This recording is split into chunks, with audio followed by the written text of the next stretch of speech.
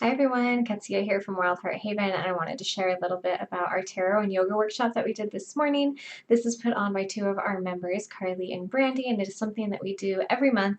It goes along with the theme of the month, which is usually connected to the seasons, and so this one was all about New Year's and this idea of slowing down and letting go so that we can call in what we want in the new year. And it was a really, really beautiful, as always, very beautiful event. And I pulled cards from my deck along with Carly.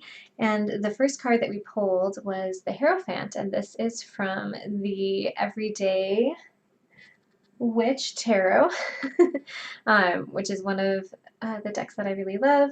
And the message that we really got from this card was to spend time slowing down. And so in winter, a lot of the time with like Christmas and New Year's, our culture can seem to be speeding up, but it's actually a really great time to slow down. Like all of nature is telling us to slow down and move inward and find time for rest and hibernation and nourishment. And this card in particular is connecting to our inner wisdom, right? So the Hierophant can be a teacher, but it can also be inner wisdom from yourself. And so taking time to really find those moments and find a little space throughout your days to sit with your emotions and to connect to things that make you feel connected to your inner wisdom, to spirit, to whatever it is that makes you feel at peace and calm and able to be in the present moment. And the next card that we picked was the Death card, which often can be uncomfortable or a little spooky for people if they pull this card, but it's not something to be afraid of. And I actually connected to this one a lot because for this time of year, letting go of the past and things that just don't serve us anymore and moving more into the future. If you look at this card, first of all, it has just like a really powerful emotion to it. To me, it feels like the presence of this figure is just so strong and so powerful, and all of the smoke around it and the sword, it feels like cleansing. It feels like a really powerful cleansing energy, and you can see that this rope is just about to break.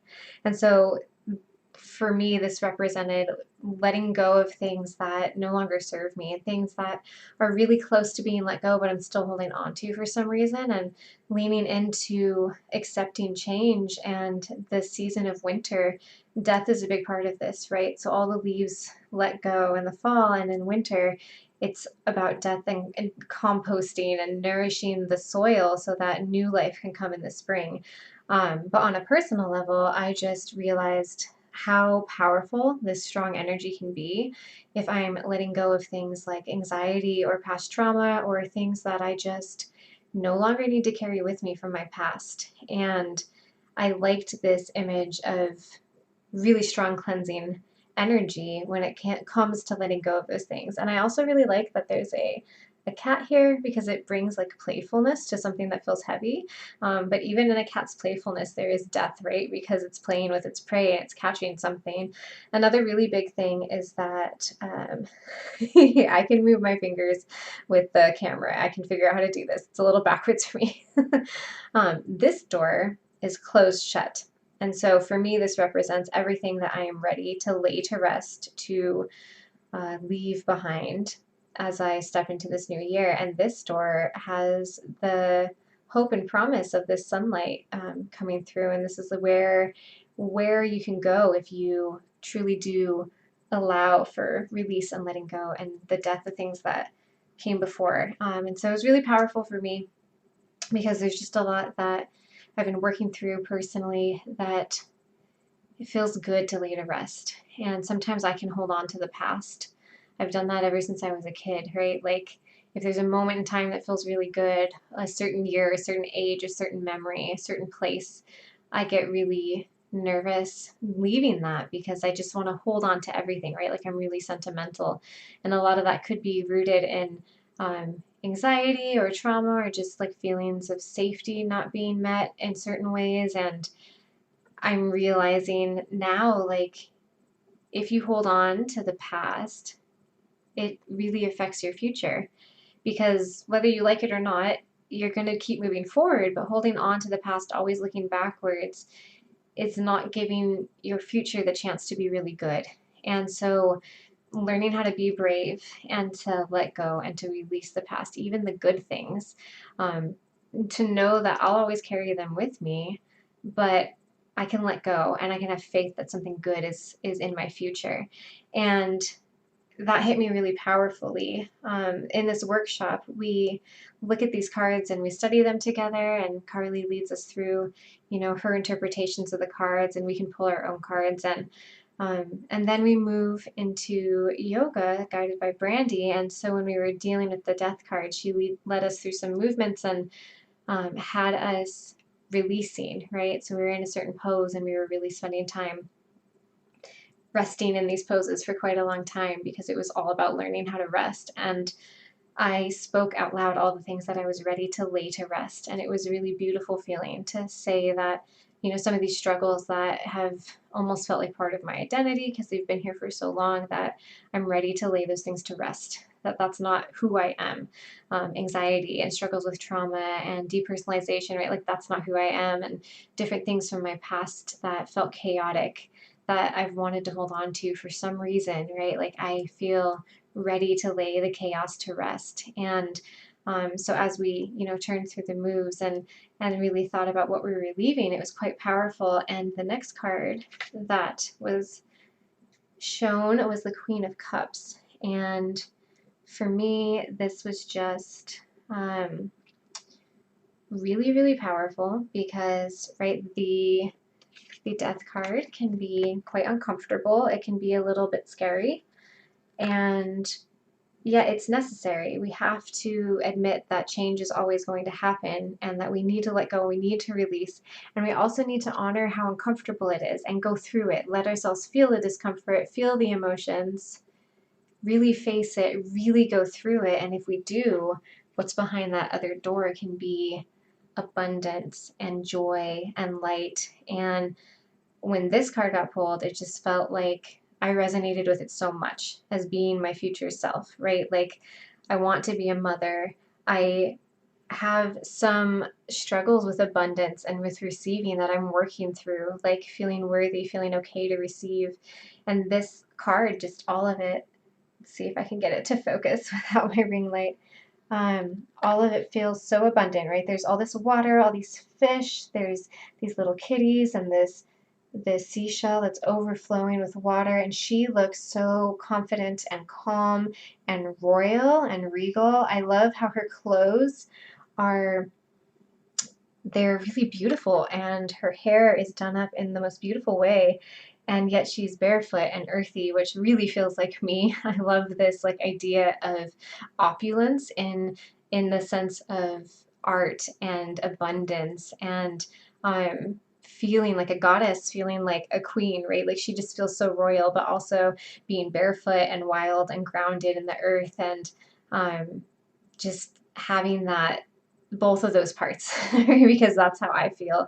And so I really related to this. And she's got her little witch's broom in the background, and I didn't even notice till the end that there's some dolphins back there. So there just feels like a lot of playfulness and luck and this feeling that there's plenty, right? There's so much abundance. And when you look at her, you don't, at least I don't, judge her and say like, oh my goodness, why does that woman have so much? Like she should feel guilty. But I do that to myself. And so this is really helping me to ground into the fact that it's okay for me to release the past, and it's also okay for me to welcome more abundance and a beautiful, joyful future. And I want to step into this version of myself, this adult woman, mother self that is in my future that I want, and to feel like all of the struggles that I went through created this sense of strength and this sense of contentedness and groundedness and independence and this feeling of going through trials and tribulations and allowing yourself to have your life feel like summer, like having it feel like you're on a beach and it's tropical and there's so much abundance and so much fertility. And they also talked about So that's a lot of what I drew from the art. And so the way that I generally read tarot is I like to personally connect to the art first, and I do connect to what the Queen of Cups represents in general, but I really dive into the art first. I like to look at the images, see what they bring up for me, see what emotions I'm feeling, and after I do that myself, then I'll read the book and see what their motivation behind the art was, and then connect to like what the Queen of Cups represents. But that's just how I personally like to do tarot. And in this one in particular, they talked about femininity and sensitivity. And for me, there's also just this feeling of receiving, which is a very feminine energy, and one that I personally struggle with, receiving good without doubt, receiving abundance without guilt. Um, but this card represents all of that, and it's just beautiful. And yeah, it was amazing. There were so many beautiful synchronicities.